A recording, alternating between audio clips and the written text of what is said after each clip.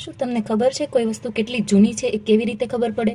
તો એ વસ્તુનો ઇતિહાસ જાણવા માટે શું કરવામાં આવે? તો વસ્તુ કેટલી જૂની છે એ જાણવા માટે રેડિયો ડેટિંગ પદ્ધતિનો ઉપયોગ કરવામાં આવે છે.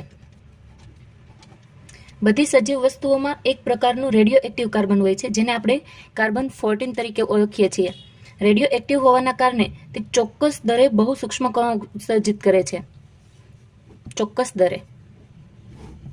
જ્યારે સજીવ વસ્તુ હોય, કોઈ સજીવ છે, એ વાતાવરણમાંથી જેટલી માત્રામાં કાર્બન 14 લે છે એટલી જ માત્રામાં કાર્બન 14 ગુમાવે પણ છે.